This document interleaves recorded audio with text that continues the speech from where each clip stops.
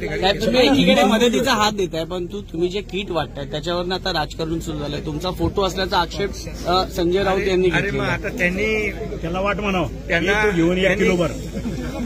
संजय राऊतला म्हणावं 1 किलो धान्य आण, माझ्या शेतकऱ्याच्या बांधावर जा, त्याला दे, कमीत कमी 1 बाटली पाणी तरी दे, मी तुझं कौतुक करतो.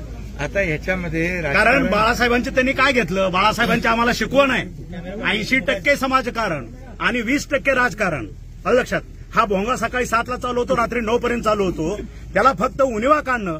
पण शेतकऱ्याच्या बांधावर जाऊन आज त्यांचा एक पदाधिकारी कुठल्या शेतकऱ्याच्या बांधावर गेलेला दिसतो का? 1 किलो धान्य कोणाच्या घरात जाऊन त्यांचा आसरू पुसायचं काम केलंय का? बहु आज करत नाहीत. कोल्हापूरला ज्यावेळेस झालं त्यावेळेस सुद्धा लाखोच्या लोकांच्या मदतीला त्यावेळेस भाऊच उभा राहिले होते. त्यावेळेस नाव तुमचं होतं, करणारे आम्ही होतो. आज आम्ही स्वतः ह्या ठिकाणी बांधावरती जाऊन जीव धोक्यात घालून शेतकऱ्याच्या बांधावरती आम्ही जातोय, कारण आम्ही शेतकऱ्याची पोर आहोत.